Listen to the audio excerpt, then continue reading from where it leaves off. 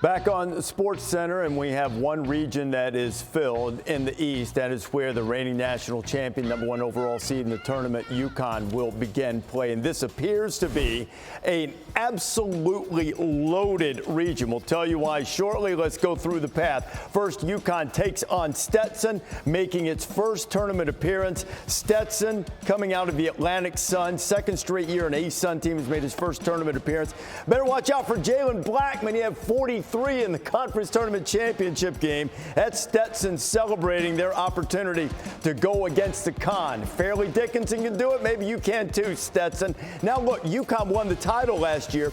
Two other Final Four teams in that part of the bracket. Florida Atlantic plays Northwestern in the 8-9 game, and then San Diego State and UAB, and another conference champion from the Power League, Auburn, taking on Yale in the 4-13 game.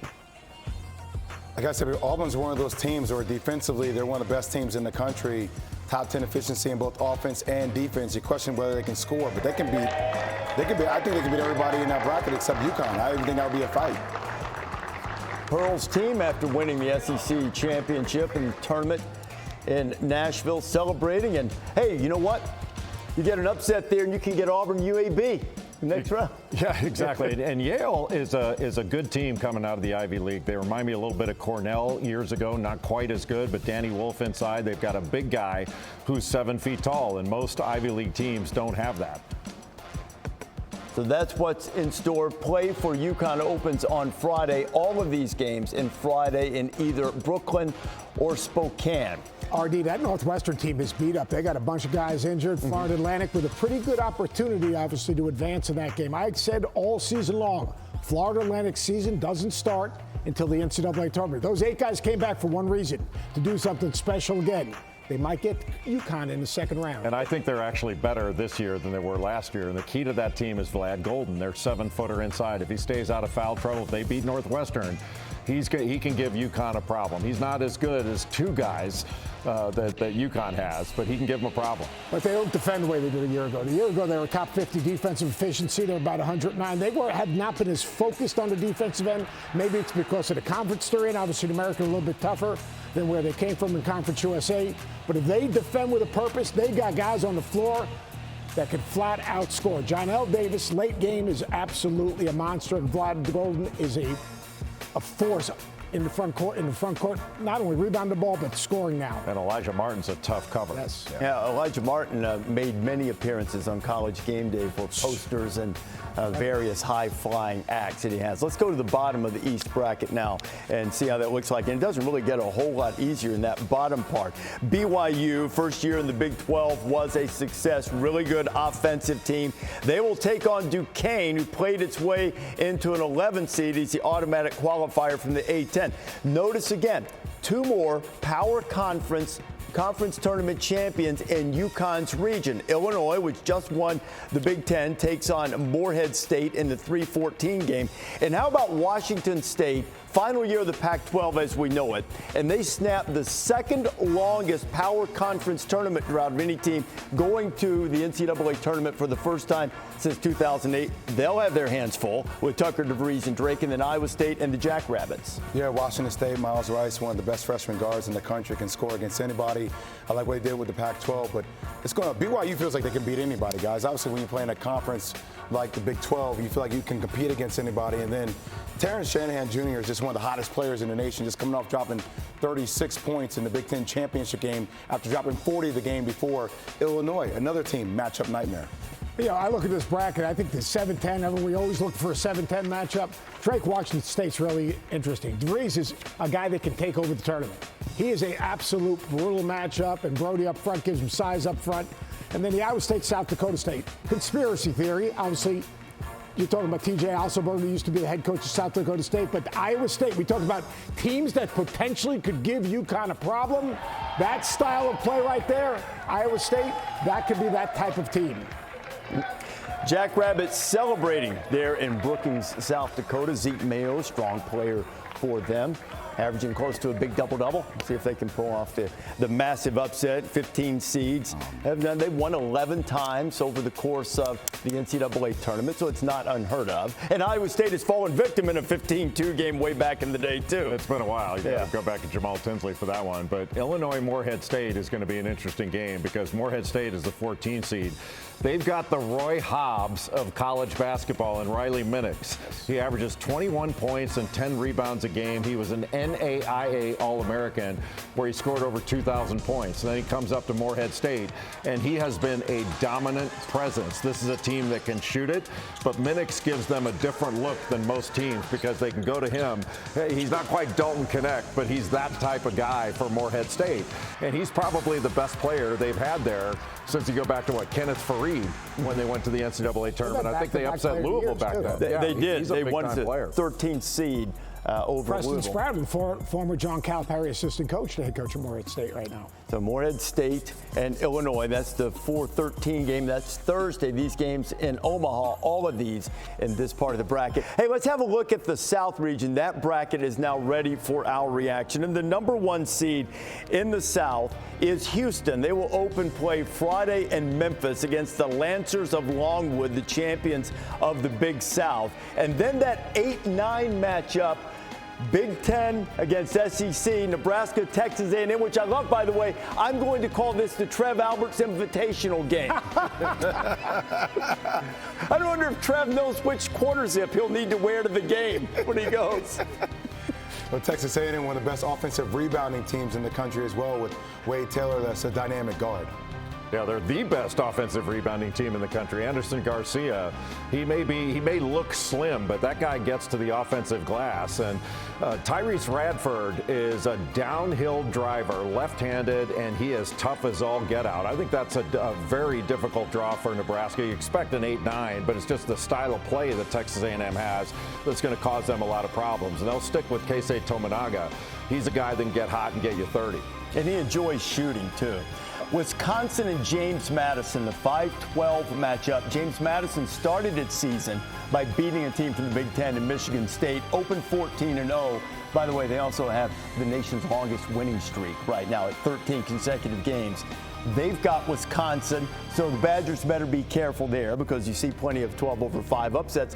And then Duke, having lost its last 2 games, now opening against Vermont, who makes it back in out of the America East. John Becker's done just an incredible job at Vermont. You talk about they got the name of Tom Brennan on the court. They might have to add a hyphen and add John Becker because all the guy does is go to the NCAA tournament and win championships. But I think Duke responds. I think Duke had a little bit of time off. They got to reboot. They got to get better leadership. I think the key to this Duke team, to me, is not a player. It's a leader.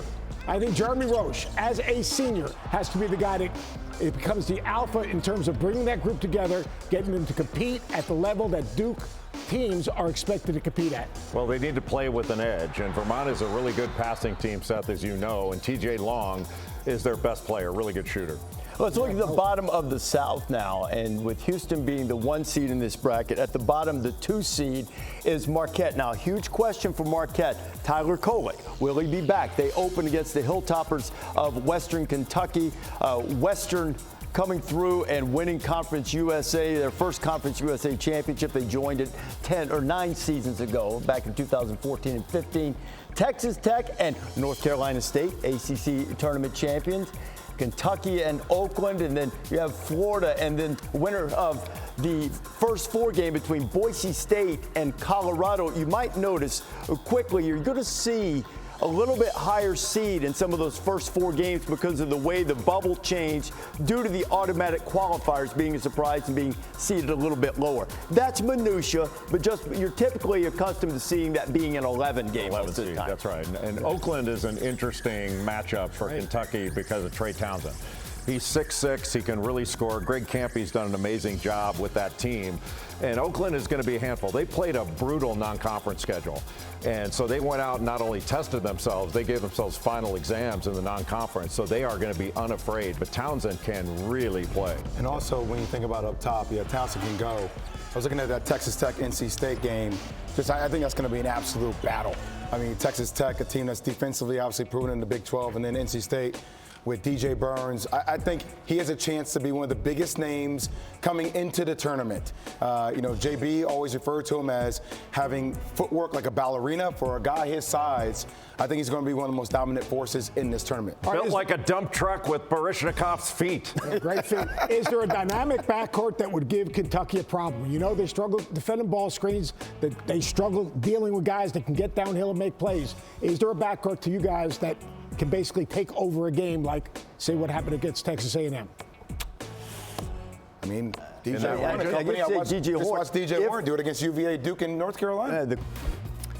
We've shown you a couple of the brackets, more coming here on SportsCenter on this Selection Sunday. So far, nothing terribly surprising, though it appears that UConn's region in the East as the #1 overall seed is loaded. Not to say that Houston has an easy path as the 1 seed in the South, but it does not appear as formidable, at least maybe it's recency bias from all of those tournament champions that are on the other side. But let's go back to the South now. This is where Houston is the #1 seed, and ultimately the regional will be played in Dallas.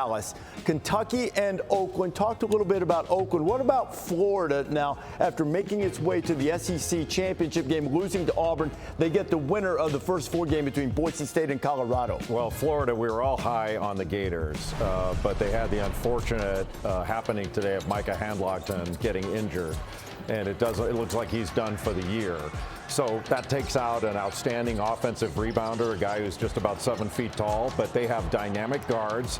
They have been playing extraordinarily well. They were a team that couldn't stop a nosebleed earlier in the season, but they've improved their defensive intensity. And Walter Clayton Jr., an outstanding guard that transferred into Florida from Iona, where he played for Rick Pitino, along with Dennis Jenkins, who's now at St. John's. That was an outstanding backcourt at Iona. Florida's still very, very good, but they're not quite as good without Handlogton. Hey, don't worry about Colorado now. Let's not sell out Colorado. Hey, you are hoodwinked if you overlook Colorado. You are, because KJ Simpson can take over a game single-handedly. I hear where you're coming from. So can take over a game single-handedly. And you talk about Tristan De Silva. Cody Williams is back right now. This Colorado team, although they didn't win their championship, they're a hard team to play against. They score it easy. They got good overall size. De Silva's a tough matchup. I like Colorado. Got to get past Boise State first. The Fighting Leon Rices and Max Rice, his son. They're outstanding. Tyson Degenhardt is a terrific player. If Tyler Kolek were healthy, I would pick Marquette to get to the Final Four. He's makes the game so easy for everybody. But that oblique injury, I wonder now having time off how he comes back and handles that.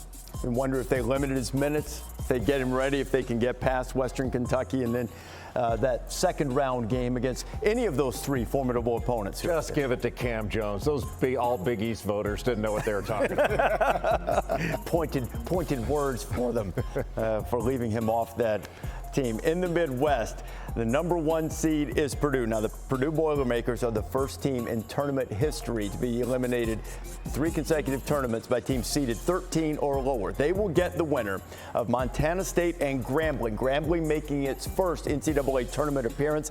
They will play in the first 4. And Montana State's former coach, Danny Sprinkle, at Utah State in the 8-9 game against TCU. Got a ways to go to get to that one, but Utah State is very good. Great Osibor is their best player, and he's very versatile, a triple-double type of player. They got Darius Brown II, who could also really shoot it. I actually favor them to get past TCU in that game, but the team that really has their handful is Gonzaga. They're playing McNeese, coached by Will Wade, and Will Wade stepped to the podium for his opening press conference and said, McNeese lost 23 games last year. We will win 23 this year. And he was totally wrong. They won 31.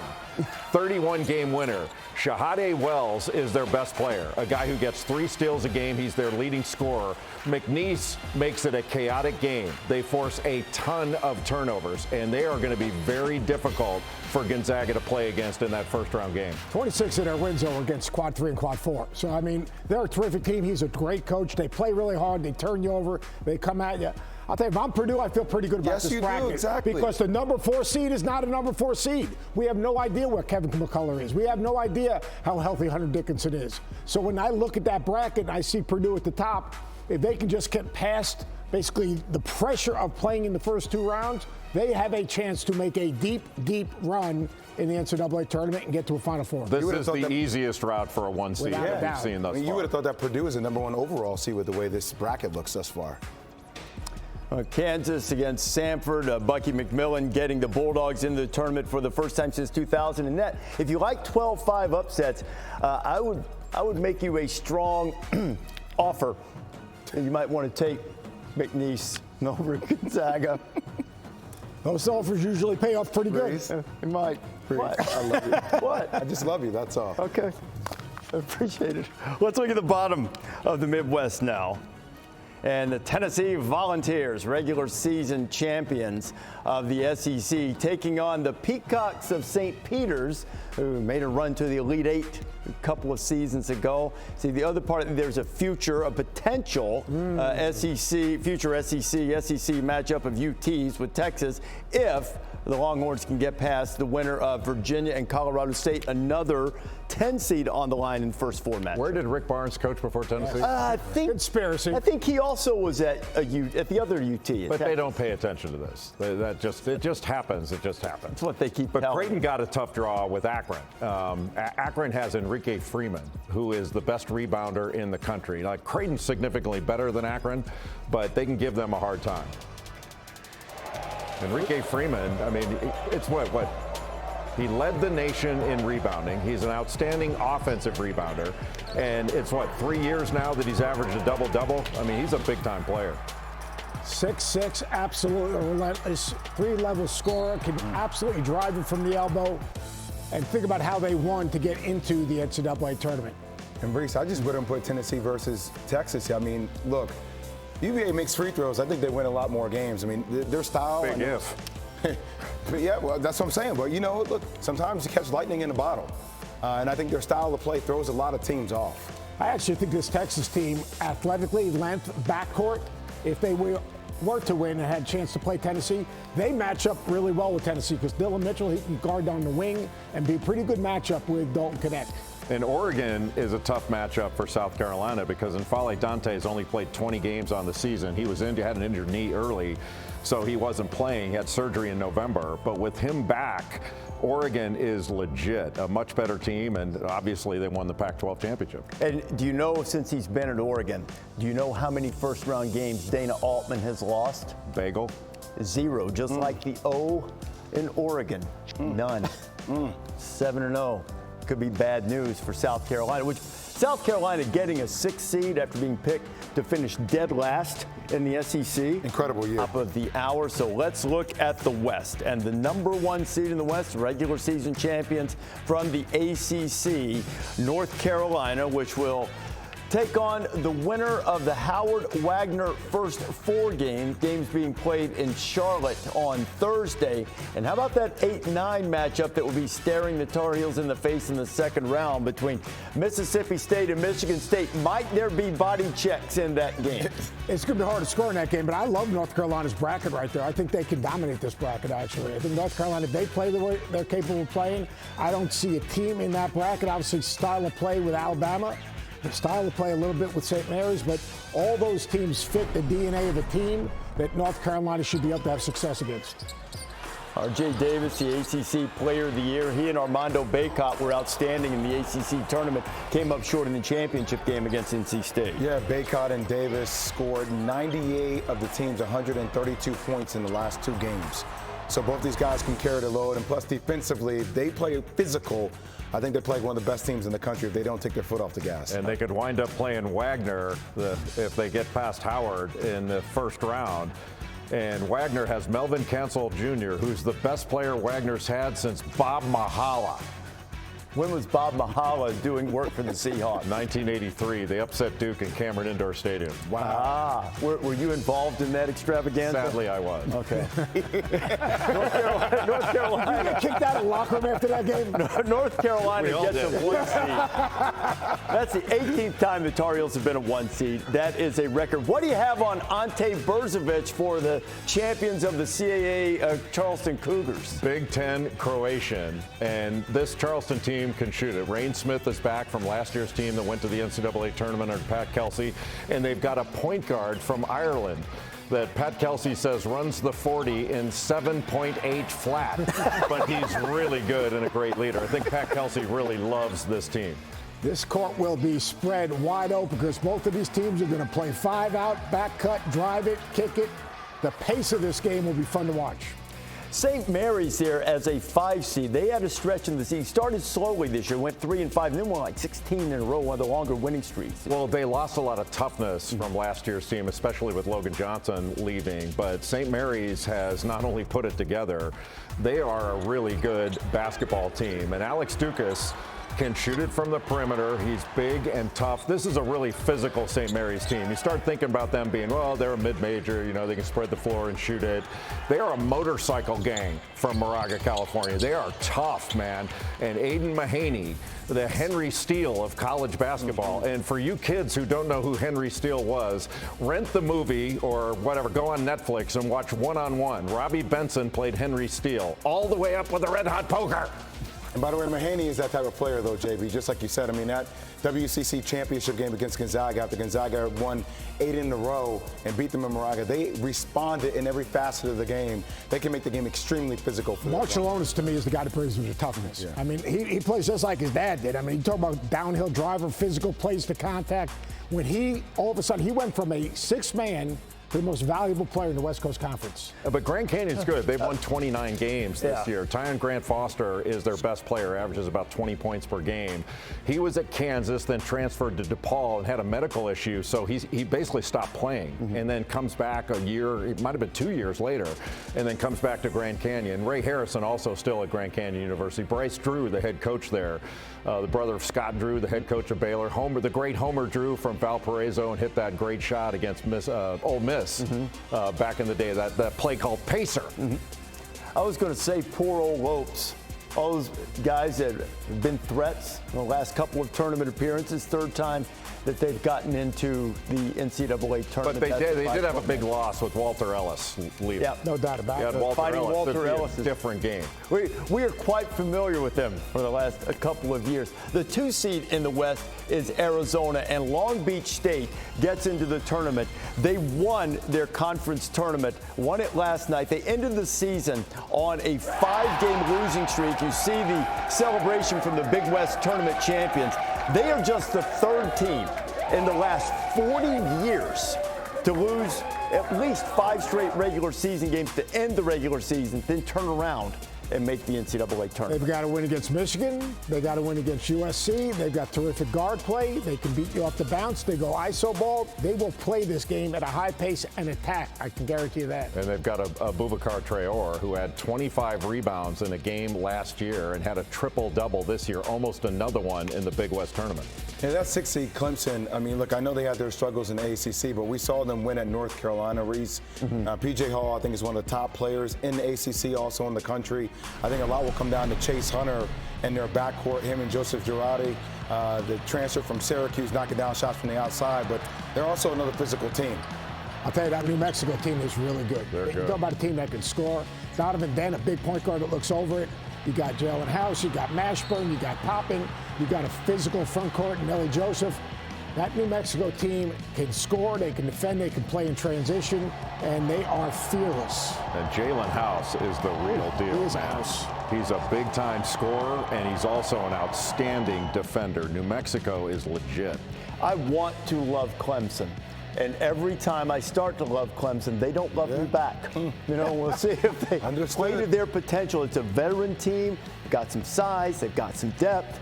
Sometimes they lose their way in terms of making shots. They just didn't bring the fire in the ACC tournament that I expected. But my guess is there was fire coming out of Brad Brownell's ears in practice ever since. That's 7-10 right there, Nevada-Dayton. Nevada can score. Jared Lucas is a big-time jump shooter, and Blackshear is a big physical point guard that backs you down. Steve Alford's got a very talented team. That will be an interesting game. Obviously, you talk about Deron Holmes for Dayton, but they're playing without basically the point guard that they wanted to start the season with, Malachi Smith. They're a little bit vulnerable. And they've got Trey Coleman, who's one of the best defenders in the country. Better get on Kobe Brea, who can really shoot it. A couple of notes from that game. One, it's not the first time Steve Alford's taken Nevada to the tournament. He's one of 4 coaches to take 5 different teams to the tournament. He's got them back in. And this one surprised me a little bit. This is the first time that Anthony Grant has taken Dayton to the NCAA tournament. Now, it is fair to point out, had the tournament been played in 2020, not only would he have taken them, they would have been a 1 seed, and they might have won the whole thing. thing. Could have won the whole thing behind Obi Toppin, absolutely. But 1 second going back to Steve Alford, the head coach at Nevada. He's the only coach in the field that has his own hotel. He does? What? The Steve Alford Inn in Newcastle, Indiana. Have you stayed there?